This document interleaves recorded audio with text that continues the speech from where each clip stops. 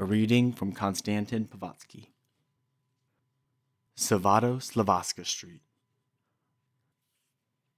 Our trips to Cherkasy and to Georgiev were in the holidays of my childhood, but the rest of the year we lived in Kiev, on Svyatoslavskaya Street, where we lived through long winters in a gloomy, uncomfortable apartment. Svyatoslavskaya Street was filled with ugly apartment houses and pavements made of yellow brick. It led across the vast wasteland cut by ravines. There were lots of these empty spaces in the city. Each was called a yar. All day long, wagons filled with dirt drove by our house on Svyatoslavskaya Street.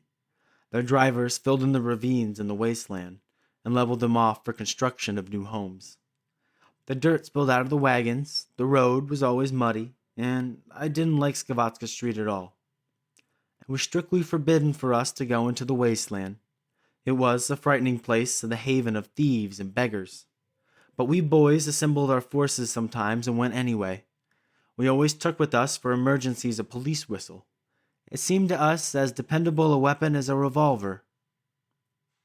At first we looked cautiously down into a ravine. We could see the shimmer of broken glass and of rusted basins. Dogs burrowed in the rubbish. They'd paid no attention to us at all. Then we grew bold enough to go down into the ravine, where a dirty yellow smoke collected.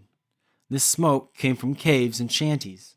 The shanties were made out of anything: broken plywood, old tin plate, broken boxes, the seats of chairs, mattresses from which springs were sticking out. Dirty sacks hung in place of doors. Bareheaded women in rags sat beside the fireplaces. They called us young masters or asked for a drink of vodka. Only one of them, a shaggy gray old woman with a lioness's face, smiled at us with a single tooth. She was an Italian beggar who was well known in Kiev. She used to walk from courtyard to courtyard and play the accordion. For an extra payment, she would play Maricelli. When she did this, one of the little boys would be sent to give warning in case a neighborhood policeman should appear. The beggar would not only play the Maricelli on her accordion, she would also sing it in a piercing, raucous voice. She made the sound very much like an angry challenge, like a curse of all the inhabitants of Svyatoslavskaya Yar. Among those who lived in the shanties, we recognized old acquaintances. There was Yashka Pudish, a beggar with white vodka-like eyes. He used to sit constantly on the church porch of Vladimir Cathedral and whine out one and the same sentence: "Good-hearted gentlemen, just look at my crippled-dippled condition." At home, Yashka Pudish was not at all the snuffling, quiet wretch he was on the church porch. He could drink a quarter-liter of vodka in one swallow, hit himself on the chest with all his strength, and howl tearfully, "Come on to me, all who are suffering. Come on to me, all who are suffering or overburdened, and I will give you peace."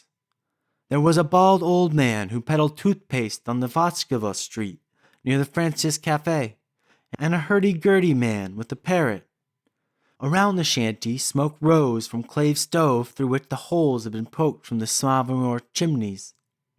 I liked best of all the organ grinder's shanty. He wasn't there in the daytime. He was walking from courtyard to courtyard in a city. A barefoot girl with a dirty face and with pretty, sullen eyes sat on the ground near the shanty, peeling potatoes. One leg was wrapped up in rags. This was the organ grinder's daughter, a gymnast, a person without bones. She had formerly gone into the courtyards with her father, spread out a little rug, and demonstrated on it, thin in blue tights, various acrobatic tricks. Now she had a hurt leg and could no longer work. Sometimes I would find her reading. Always the same book, a torn paper cover. Always the same book in a torn paper cover. By the picture of it, I guessed it was Dumas's Three Musketeers. The girl would yell at us unhappily, "What are you walking here for? Haven't you ever seen how people live?"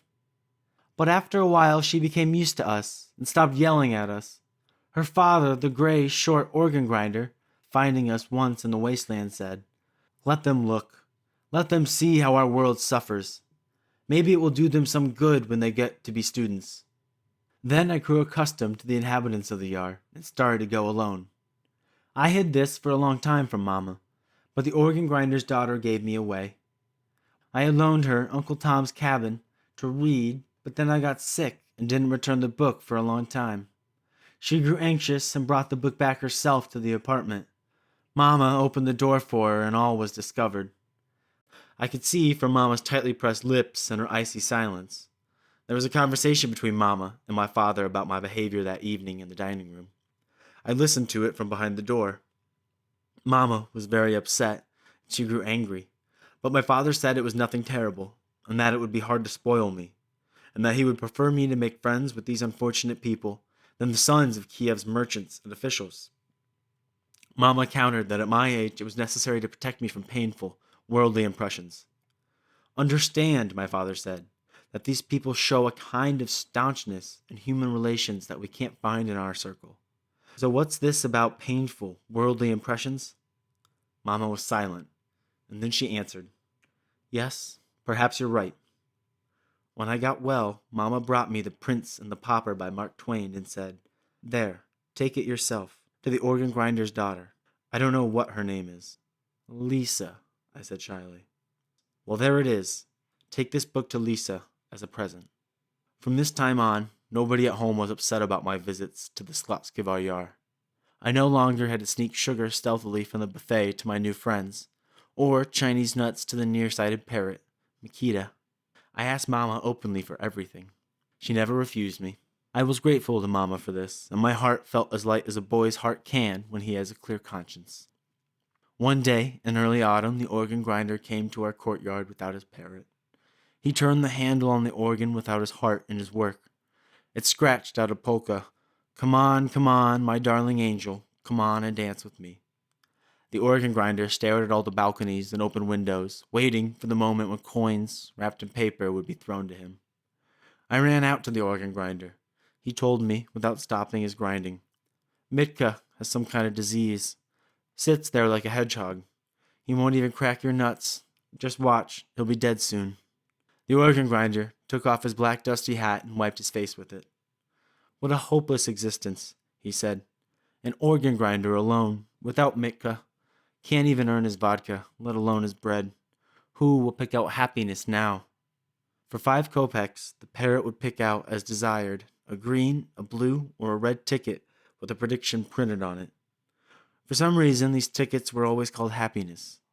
They were rolled inside little cylinders and placed like cigarettes in a box under a cartridge case. Before picking out a little ticket, Mika would stamp for a long time on her perch and screech unhappily. The predictions were written in obscure language. You were born under the sign of Mercury, and your stone is the emerald, which signifies a dislike for worldly affairs and a final mastery over them in the years which are gray with age. Be on guard against blondes, and do not go out in the street on the day that John Baptist was beheaded. Sometimes there were shorter and more sinister phrases in the little tickets. Tomorrow is the evening. Or, if you want to stay alive, never look behind you. A day later, Mika died, and I buried him in the Yar, in a cardboard shoebox. The organ grinder got drunk and disappeared. I told Mama about the parrot's death. My lips trembled, but I did not lose control of myself. Get dressed, Mama said sternly. We're going to Burmistrov. Burmistrov was an old man with a beard which had turned green with age. He ran a dark, stuffy little shop in the Basarok. That was where this hard-of-hearing old man, who looked just like a gnome, sold the most wonderful things. Fishing rods, many-colored floats, aquariums, goldfish, birds, ant eggs, and even decalminators. Mama bought an old green parrot with a tin ring on his leg. We borrowed a cage from Burmistrov. I carried the parrot in it. On the way, he grew angry and bit my finger to the bone. We went into a pharmacy where they bandaged my finger, but I was so excited that I hardly felt the pain. I wanted to take the parrot to the organ grinder as quickly as we could, but Mama said, I'll go with you. I should see this myself. She went into her room to change her clothes. I felt ashamed that Mama would dress up before going to see beggars, but I didn't dare say anything to her. She came out in a few minutes. She had put on a very old patched dress. She wore a shawl on her head. For once she didn't pull on her elegant kid gloves. She had on shoes with worn leather heels. I looked at her in gratitude, and we started off. Mama went courageously down into the ravine. walked by the ragged women, and not once did she raise her skirt so as not to dirty it on a pile of rubbish or ashes. When she saw us with the parrot, Lisa sighed deeply, her grave face flushed with color, and suddenly made Mama a curtsy. The organ grinder was not at home. He was still drinking away his sorrow with his friends. Lisa took the parrot and, blushing more and more, repeated the same words. "But why do you do it? Why do you do it? Can you teach him to pick out the happiness?" Mama asked. "Of course, in a couple of days," Lisa answered happily. "But why do it? God, why, masters? Why? For he must have cost a lot of money." When my father heard about this at home, he laughed and said, "Female philanthropy. What a sentimental education." "Ah, my God," Mama said sorrowfully. "I don't know why you have to contradict yourself so often. You do have a surprising character. In my place, you would have done the same thing." "No," my father answered. "I would have done more."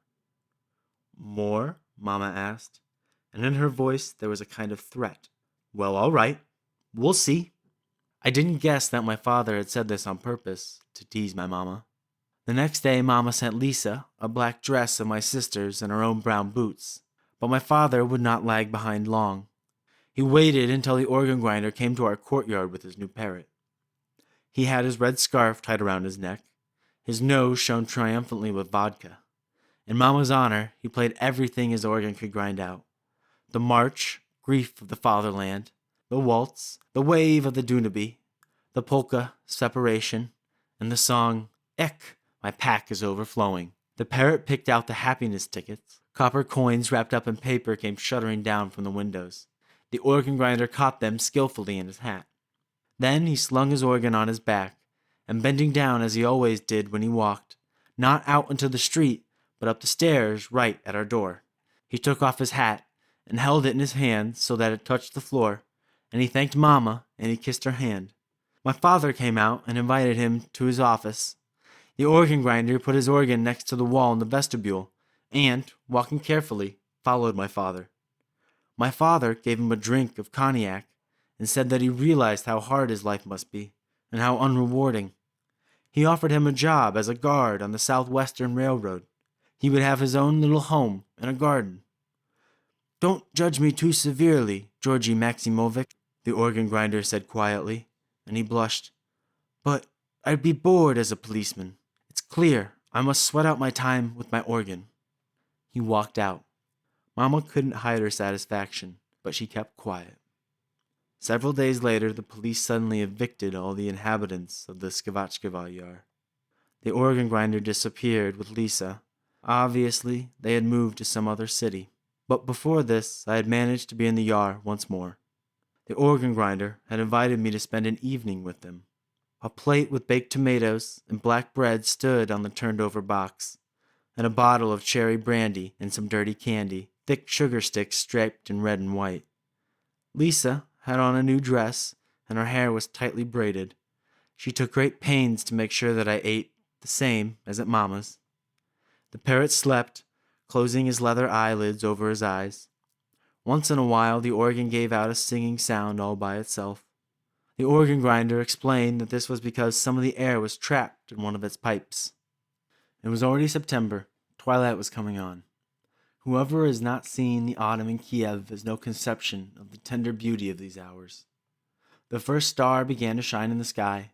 The magnificent autumn gardens wait for the stars in silence, because they know that the stars must fall to earth and that the gardens will catch them, as if in a hammock in the thickness of their leaves, and ease them down to the earth so gently that no one in town will ever wake up or know about it. Lisa accompanied me home, gave me a sticky pink candy as a farewell present, and then quickly ran down the stairs. For a long time, I couldn't make up my mind to ring the bell, afraid that I would be scolded for coming home so late. And that ends our tale.